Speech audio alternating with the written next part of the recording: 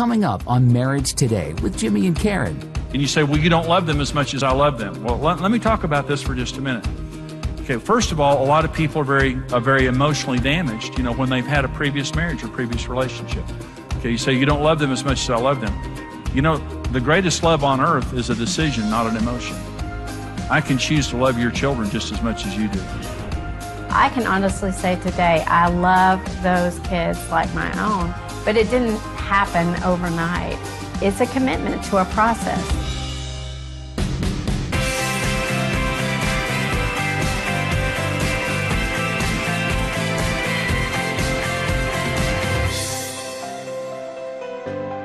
A blended family, when you define blended families, it's a marriage where one or both spouses bring children with them from a previous marriage or relationship. Sometimes it wasn't a marriage. Sometimes it was, an unwanted pregnancy that, resulted in a child or children, or maybe multiple marriages or something like that. But there's a different dynamic to it. 50% of all families are blended families. But there's also higher divorce in blended families, which isn't necessary. It's really necessary because there are dynamics present day one in blended families that are not present in other families. And there's enough risk of divorce in a regular marriage, but when you have a blended family marriage, we need to understand the special issues related to that. I want to talk about non-biological parenting. And this is a very special challenge for blended families. And here are the challenges. Number one, the protective instincts of a biological parent keeping their child away from the step-parent. Now, this is one of the leading causes of divorces in blended families. The law of possession, there are 4 laws of marriage in Genesis 2:24 and 25. For this cause a man will leave his father and mother. That's the law of priority. Second law here, it says, and will cleave unto his wife. That's the law of pursuit. You energetically pursue your spouse. That's what cleaving means. And they two shall become one. Not 1.3 or 1.8, but one. And the only way that two things can become one is if you both surrender everything to the relationship. In Luke 14, Jesus said, you can't be my disciple unless you give up everything you have. Because anything we won't give up is an idol, and it threatens the relationship. Okay, it's telling Jesus this is more important to you. So when you come into marriage with children from a previous marriage, the non-biological parent has to share ownership in that child. They can't be on the outside. And I understand they're not the biological parent, and they shouldn't try to replace the biological parent. But they have to be an equal. But there's just this natural thing that says this is another thing here. It's not trusting each other with decisions related to children or stepchildren because of favoritism, or you don't love them because you don't love them like I love them. Okay, well, let's talk about that for just a minute. Again, marriage is trust. And if you don't trust a person with your children, never marry them. You're making a huge mistake. But when you marry somebody, they become co-owners of those children. They have to have ownership of those children. And you say, but you become protective. And you say, well, you don't love them as much as I love them. Well, let me talk about this for just a minute. Okay, first of all, a lot of people are very emotionally damaged, when they've had a previous marriage or previous relationship. Okay, you say, you don't love them as much as I love them. The greatest love on earth is a decision, not an emotion. Jesus said, love your neighbor as you love yourself. That word is the word agape, and that means a love by choice. I can choose to love your children just as much as you do. And what God's love is doing what Jesus would do regardless of emotion or circumstances. Let me say another thing. You know something? Your emotions actually may be working against you because of what you've been through. And the objectivity of the non-biological parent may be the best gift that God's ever given you. And when you take your children away from your spouse, when they should have ownership, and what that means is you're making every decision together. And even though they're a non-biological parent, and they may not have the natural love that you have, I agree with that. They can love your children by choice. That's the greatest level of love. And they can speak objectivity into your life. Now, I've seen a lot of divorces in blended families over this issue right here, where one spouse says something like this, well, you may not be my spouse the rest of my life, but my children are going to be my children the rest of my life. And if it comes down to a choice, I choose my children. Okay. Well, I'll talk about that more in just a minute. It's a mistake. You have to share ownership of the children. Now, it may be wisdom for the biological parent to enforce discipline. That might be wisdom, especially in the beginning of the relationship while the non-biological parent is gaining authority. Well, that might be, but the non-biological parent has to have full rights to that child. See, in one situation that there was a divorce, the children didn't want the new husband. They were loyal to their biological dad, and they didn't want the mother to get married again. And they tormented this guy, and he was powerless because the wife wouldn't let him have any authority over the children. And he was a good man. He wouldn't have abused those children. But he was just saying, I can't correct them. I can't defend myself. And she said, you better not. And he said, listen, these kids are disrespecting me, and they're making my life miserable. And she said, if you're asking me to choose between you and my children, I choose my children. And they divorced. He said, I can't live this way. I'm vulnerable. And what I said to her is, one, the law of possession. If you didn't trust him with your children, you should have married him in the first place.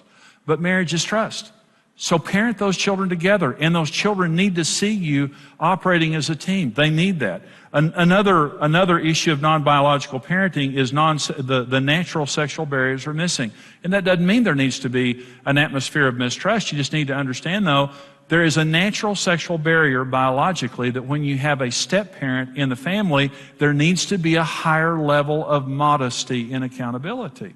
It's not an atmosphere of mistrust, it's just wisdom that just says we need to wear robes more often. We need to wear clothing that's a little bit more appropriate and modest than we might, and there just needs to be a higher level of wisdom and accountability because that natural barrier is missing.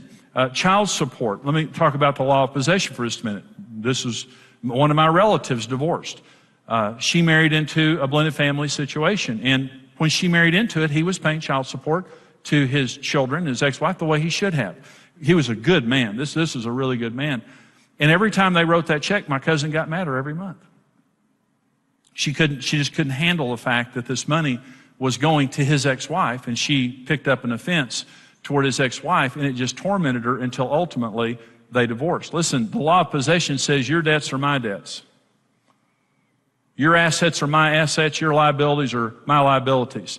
And if you've got children from a previous marriage that need to be supported, I fully own that, and I will fully do that with a good attitude supporting you and your children. But she didn't do that. She would not assume the liability of him making that payment. And what happened was the marriage just tanked. It just went south.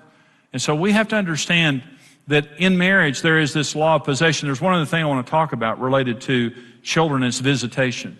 Children coming and children going. And this is one of the most agonizing issues I've ever helped families with. I'm thinking of one family in particular, and this was an ex-spouse that was spoiling the children and letting them have all kinds of exposure to ungodliness with them and their new spouse. Every time the children went, and they knew it, and they were using the children as weapons against them. And every time the children went to their home, they would feed them full of just all kinds of nonsense and let them do anything they wanted to do, let them watch all kinds of movies, and then they would come back from that environment. And this couple came to me and they said, Jimmy, what do we do? Because legally there wasn't anything they could do. They weren't doing anything illegal. They were playing the children off of each other, and they were trying to spoil the children so they would be favored. And I said, number one, do not communicate through the children. Don't do that to those kids. You communicate directly with your ex-spouse and their spouse, and don't use those children as messengers. Okay, let the adults do the communicating, not the children. Number two, every time those children leave your home, you pray over those kids. And you pray protection over their mind, their heart, their memory, their sexuality, their attitudes. You pray that God will go with them wherever they go and supernaturally protect them. Number three,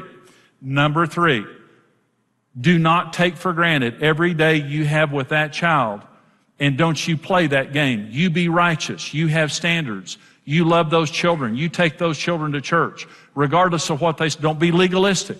Be fun and be fair, but you expose those children, and do not underestimate the power of God to impact those children's hearts, because righteousness is more powerful than sin. And they may be going into a home of your ex-spouse or someone, and they're being exposed to all kinds of stuff. Let me tell you something. The Spirit of God is more powerful than the spirit of the devil. And don't let fear and discouragement get over you. You communicate to the adults, you pray over your children coming and going, and you don't lower your standards because somebody else has. They'll lose that fight. They'll lose that fight, I promise you. And when those children get old, the Bible says when you train up a child in the way that they should go, when they get old, they won't depart from it. When those children mature, they'll bless you for your righteousness, and they'll look at this other person who is doing that, and they'll say, grow up. I love you, Mom. I love you, Dad, but why did you do that when I was growing up? Why did you say those bad things about Mom and Dad? Why did you do those things? Why did you let me get involved in those things? You were supposed to be the adult. And they'll turn back to you, and I promise they'll thank you for what you did. You need to be fair. Don't be legalistic. But you just have faith in the power of God. I hope you enjoyed that teaching. You know, I love teaching to blended families because, you know, they have special issues. And you can have a very successful blended family. Half of all families today are blended families. And we know of many successful step families. In fact, we interviewed successful step families, and out of that, we created a resource called Blending Families.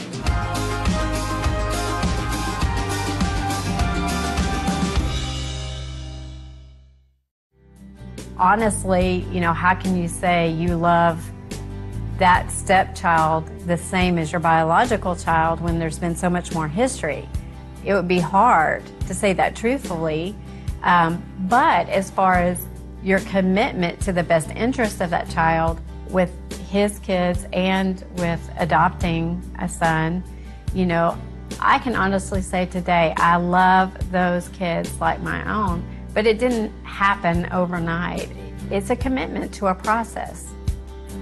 I don't love my kids equally, but I love them individually. You know, I love them uniquely because each of them are, and I'm not just saying because one's biological and one's not biological. I love them all uniquely. I feel like it's across the board the same, but just in different ways because they have different strengths, different things that are about them, things that you love, things that you get, you know, it's just, I don't think you can love them. I think when people say, oh, I love my kids all the same, you don't. You love them all uniquely.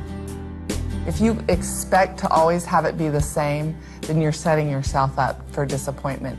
And if you expect your spouse to love every child and treat every child exactly the same, again, you're constantly going to be saying, but he's not doing it, because that's not possible.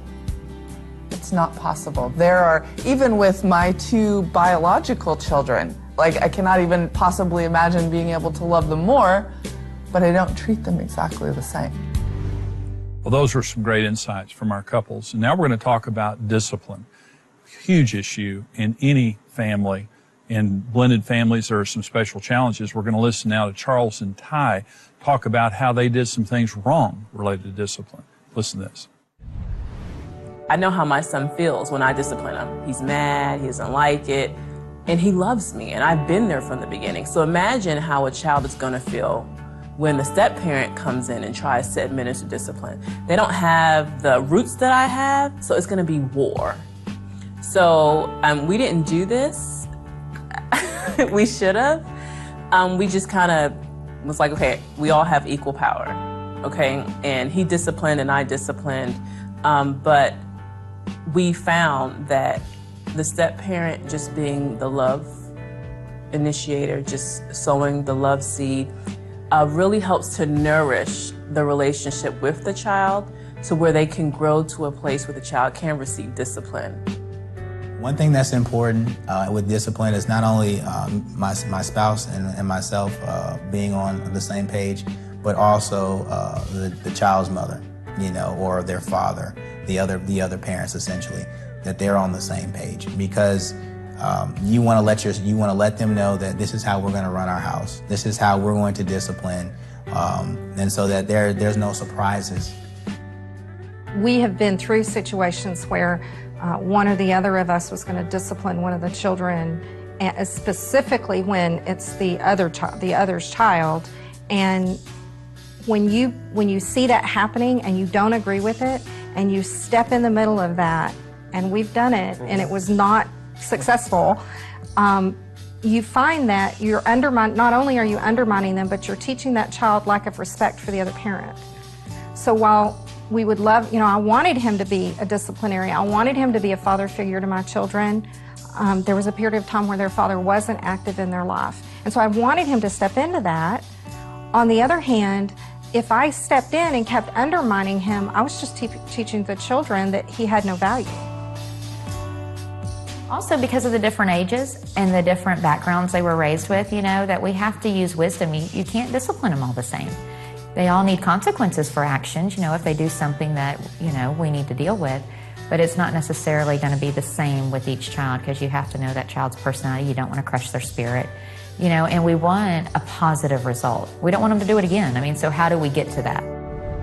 Over the years, as I've counseled blended families, you know, couples, that one of the most perplexing things that some go through is their children going back and forth.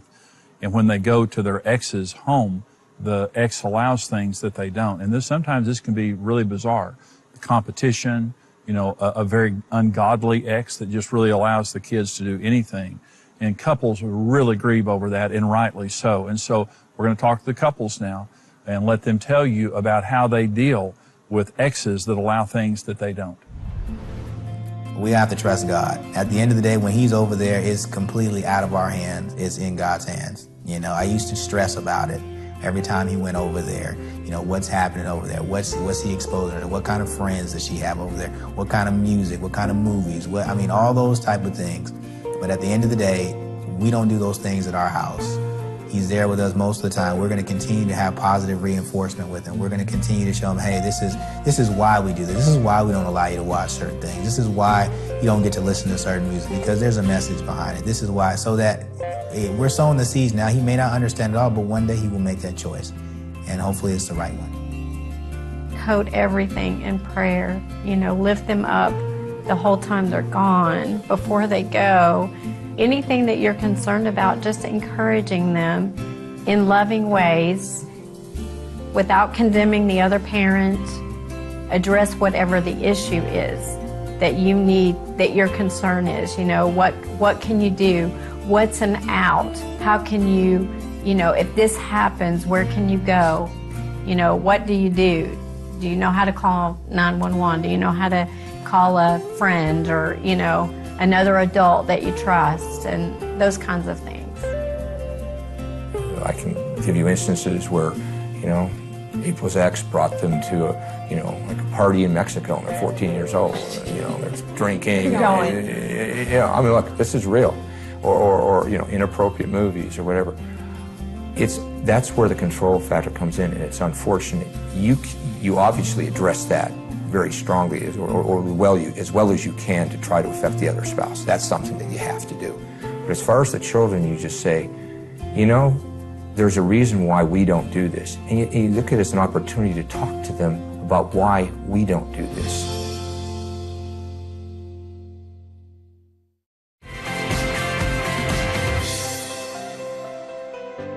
Let me talk specifically about parenting. You know, over the years, I've helped a lot of blended family couples and deal with the issues of parenting. And obviously, there are special issues there. And I talked about the law of possession. And not just your assets, but your liabilities belong to me when we get married. God said in Genesis 2, they two shall become one. Marriage only works if you share everything. I mean everything. And anything that you will not share with your spouse will destroy your marriage relationship. It will. Children, see, sometimes there's this feeling that, well, my kids have gone through a lot of pain, and I don't want to put them through any more pain, so I'm going to have to protect my kids in this relationship, and that's more important than the marriage. Well, first of all, the kids are going to smell blood in the water. Those children instinctively know that they have divided you, and they're going to use that then to their advantage, and also many times to punish the non-biological parent because they don't want them around. They want their parents to be married. They're still loyal to their biological father or mother. And so your children need you to be a united front. And the way that that happens is when you get married, you date to establish trust. There has to be a sufficient level of trust when you get married. You're not married still trying to figure out if you trust your new spouse with your kids. You've got to trust them with your kids, okay? It doesn't mean they're the disciplinarian. You might want to be the disciplinarian, especially when the relationship is new. But you date to establish trust. And then when you get married, these aren't my children, these are our children. And I realize you may not be the biological mother or father, but you are a mother and father. In this home, you are the mother or the father that is my partner. Okay? And so you have full ownership of these children, and so do I. So all of the decisions that we make, we are going to make together, for mine and for yours and for ours. All decisions are made together, and the children cannot separate us. Once we've made a decision related to the kids, and there can't be preference. You can't prefer your children. There can't be things that you do for your child, your biological child, that you don't do for your non-biological children. In every family, fairness is important. In blended families, it's extremely important. There has to be fairness, there has to be equity, and the only way that you can ensure that there's going to be fairness is you make every decision together and don't let the kids separate you. If there's child support going out, you're not paying child support for your child, it's our child that's going to. It's not going to your ex-spouse, it's going to support our child. And the way you think about these things and the way that you do these things is absolutely critical. But listen, when you share ownership of the kids, the assets and the liabilities, and you share all decisions together, you can thrive in your blended family. Let me give you this little formula related to your children. Because sometimes children have been hurt. If a broken marriage hurt your children, a healed marriage will heal your children. And so once your children see you in a healed relationship, and you're able to love and guide and discipline your children from a solid marriage, that's where healing comes from. So don't forsake your new marriage because your children, maybe you're afraid about them or you're hurting related to them. Let them see you in a good marriage, and that will do a tremendous amount to heal their hearts. And I hope that helps you.